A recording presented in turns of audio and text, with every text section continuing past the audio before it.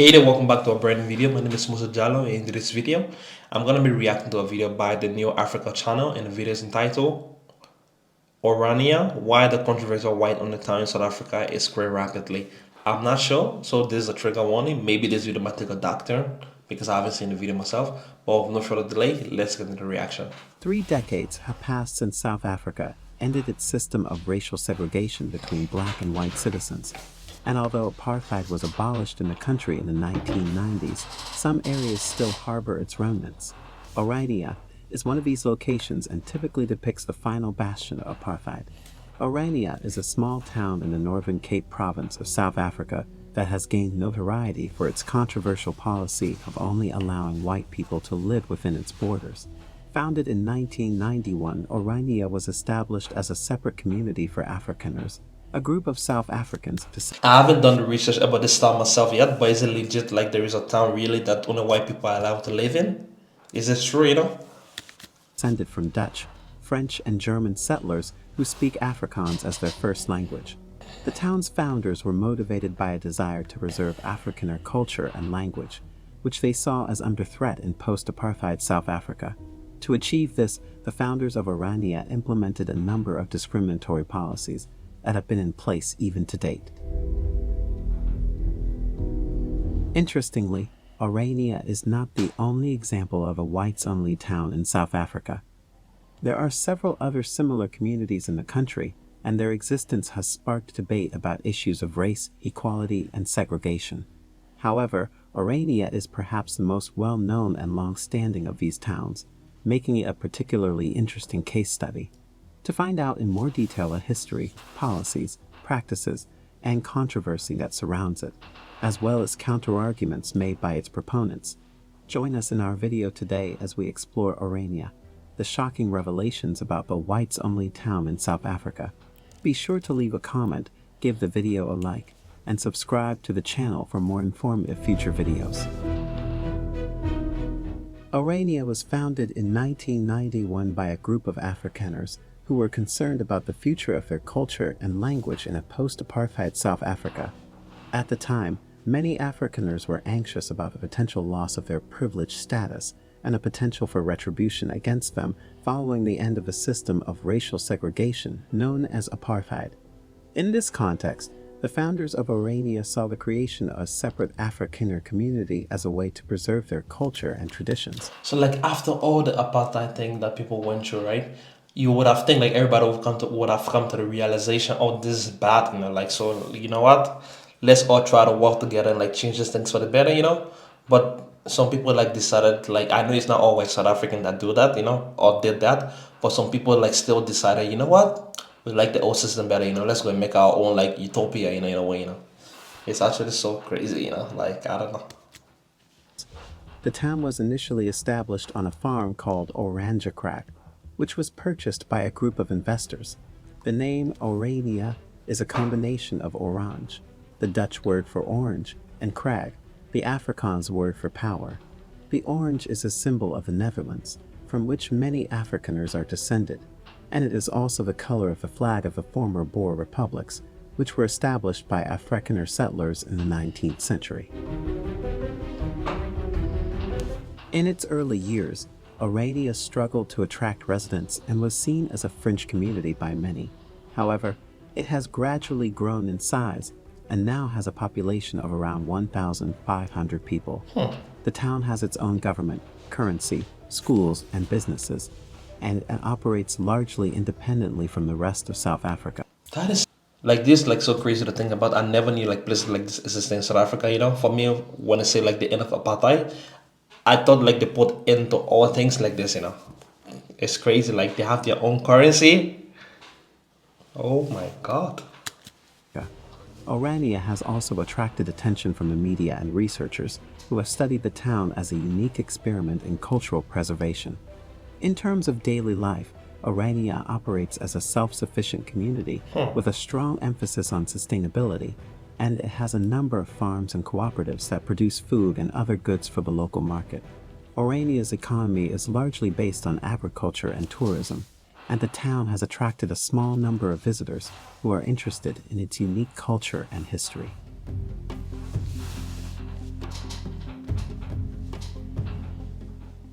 However, Orania has faced criticism for its lack of diversity and its exclusionary policies.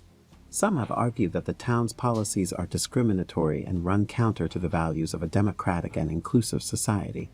Others have pointed out that Orania's policies perpetuate racial divisions and inequalities that have long plagued South Africa. One of the most significant events in Orania's history occurred in 2004 when the town was visited by then-President Thabo Mbeki. This visit was seen as a major recognition of Orania's existence and legitimacy by the South African government. However, it was also met with criticism, as some saw it as a validation of Orania's exclusionary policies.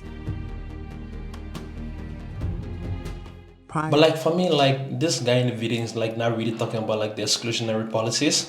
When you say that, doesn't mean like policies in a sense like, oh, if you're black, you're not allowed to buy land again, for example, or they don't sell to black people, or like the natives, that's what it mean. But I don't really get it though, like because you talk about the policies, but you haven't like named what the policies are actually, so I don't really know.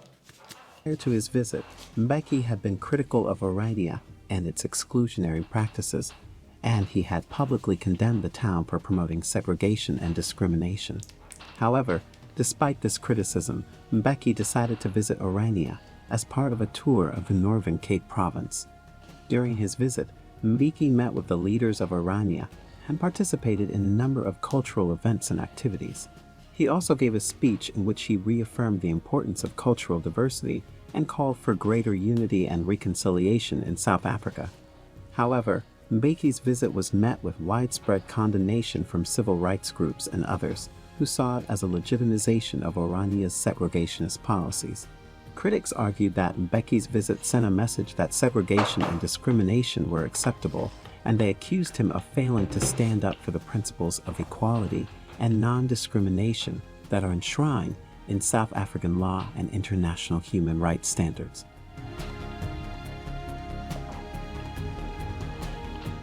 Orania's policies and practices have been a source of controversy and criticism. The town only allows white people to live within its borders, and it has a strict selection process for new residents. I knew it. I feel like that's the only way you can like stop people, because like since it is like an estate in a way, you'd be like, or like a town, you'd be like, oh, we cannot say you land, if they cannot say you land in this town, what are you gonna do about it? It's like crazy, man. In order to be considered for membership in Orania, individuals must apply and provide proof of their African heritage. Also, the town's founders established a number of policies and practices that effectively exclude people of color from living or working in Orania. For example, the town's bylaws state that only white people are allowed to own property in Orania, and that non-white people are not allowed to reside in the town.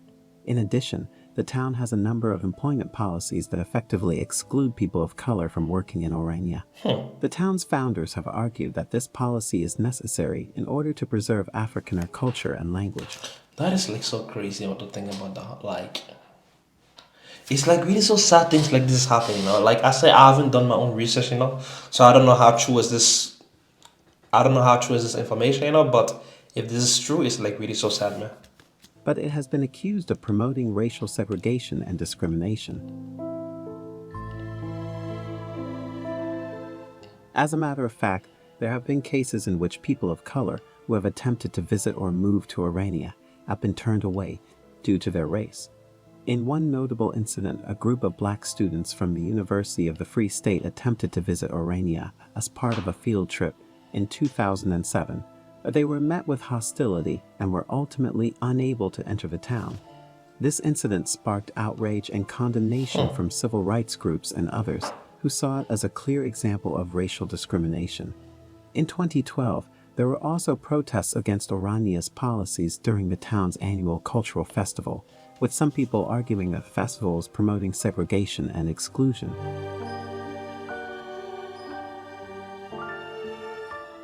Despite these criticisms, Orania has a significant number of supporters and proponents who see the town as a valuable experiment in cultural preservation and self-determination. They argue that Orania is a peaceful and harmonious community that is providing a safe haven for Afrikaners who are concerned about the future of their culture. They also claim that Orania is not discriminatory as anyone is welcome to visit the town and participate in its cultural activities. There have also been a number of pro But like I don't know though, like this I feel like this is like so complicated, Like actually it's not complicated, like because if you can oh my god. Like culture, right? Like when I say culture, like the way I understand culture for me is like the way of life of a particular group of people in a certain area, right? So like if you all identify as South Africans, why when you say like, oh, this subsection of the South African culture, I don't want this, I only want this part of the South African culture, because like for example like the Zulu culture, the Shona, like the Afrikaans, for me I feel like that's what makes South Africa, so you cannot just have like one ethnic group or one tribe just say like, oh, you know what, we want to exclude ourselves because we want to preserve like our culture. I don't see as them preserving the culture. I'm not saying it's bad to preserve the culture. That's not what I'm saying. But that's not what I'm saying it at. For me, I see them trying to like preserve like the old apartheid mentality and way of doing things. Which I feel like it is really so fucked up. And I don't know how this can like be legal in a way. Like I don't know what the government can like step in and like stop this kind of policies now.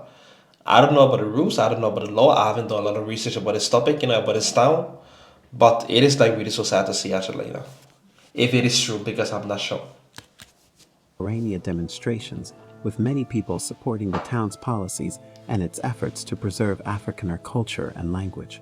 For example, in 2012, a group of Afrikaners held a rally in support of Orania and its policies, arguing that the town was providing a safe haven for Afrikaners who were concerned about the future of their culture. Overall, Orania's policies and practices have generated significant debate and controversy, and it remains a polarizing topic in South Africa. Some see the town as a symbol of resistance and self-determination, while others view it as a relic of the past that promotes segregation and inequality. A lot of people find it laughable to find an all-white town on African land. It is actually laughable, by the way, like that is like so crazy to think about, Imagine being in Europe, be like, oh, this town is like only for black people here, What?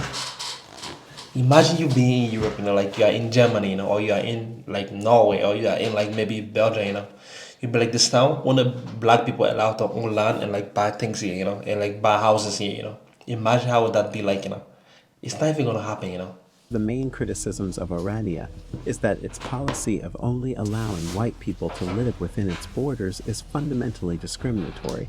Critics argue that this policy violates the principles of equality and non-discrimination that are enshrined in South African law and international human rights standards. But for me personally, like what I think, like if you're trying to preserve your culture, right?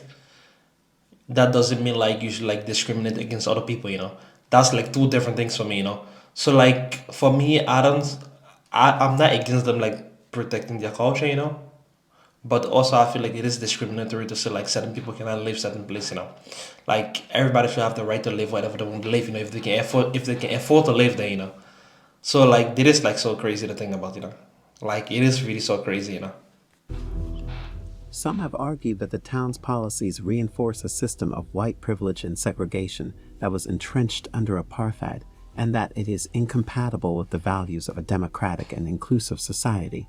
In addition, there have been concerns raised about the legality of Orania's policies. Some have questioned whether the town's exclusionary practices are consistent with South African law and constitution, which prohibits discrimination on the basis of race. In response to these criticisms, there have been a number of legal challenges to Orania's policies. For example, in 2005, the South African Human Rights Commission launched an investigation into Orania's exclusionary practices, and in 2007, a group of civil rights organizations filed a complaint against the town with the South African Equality Court. These legal challenges have not yet been resolved, and it is possible that they could result in changes to Orania's policies. Despite these criticisms, Orania has a significant number of supporters and proponents who see the town as a valuable experiment in cultural preservation and self-determination. I kind of get that part of it, and like you wanting to preserve the culture. Like for example, if you say like, imagine like I don't know if they have Zulu people in Botswana, like the country, but imagine if they have Zulu people in Botswana and then they are not the dominant culture, and then they all decide like, oh, we want to live close to each other to like preserve like the Zulu culture in Botswana, for example, in that case, it kind of makes sense like you all be together and live together. But if they start saying like, for example, since we're gonna live here, but we only want Zulu people to live here, then that's a problem. Like for example, if they say we're gonna be living here, but we only want like the Shoners to live here, but we don't want like the other ethnic group to come and live in this area, then that's a problem.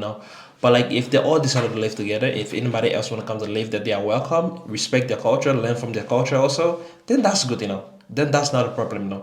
But if like you saying like other people cannot come and live because you want to like preserve your culture, that's like the definition of apartheid to me. Like discrimination. Like segregating people. It's like sad, man. It's like really so sad. I feel like the country is like so amazing for this kind of things. Like South Africa. Like They argue that Orania is a peaceful and harmonious community that is providing a safe haven for Afrikaners who are concerned about the future of their culture. They also claim that Orania is not discriminatory, as anyone is welcome to visit the town and participate in its cultural you activities. cannot say it's not discriminatory if people are not allowed to buy land, they are not allowed to move there, they are not allowed to work there. That's like the definition of discrimination. Yeah. In the end, the controversy surrounding Orania highlights the complex and often fraught debates about race, identity, and belonging in South Africa. Whether one views Orania as a symbol of resistance and self-determination or as a relic of the past that promotes segregation and inequality, it is clear that the town has sparked a heated and ongoing conversation about these important issues. Man, like this video is like I don't know. I don't even know how to even feel about it. Plain blank is like it's not good. Like it's not fair for you to have like a town and be like, oh, I don't want other people to come and live here. But like I get the idea of you want to preserve your culture. But it doesn't give you the right to like say other people are not allowed to live here. Other people are not allowed to work here. If by other people I mean like people of different races and colors. So like that is like so crazy for me. Like, but thank you guys for watching the video. I'm not a South African. I don't know much about this town. I don't know how true is this story because I haven't done my own personal research on it yet. But if this is true, it's like really messed up. Well, like, thank you guys for watching the video. See you in the next one. Peace out.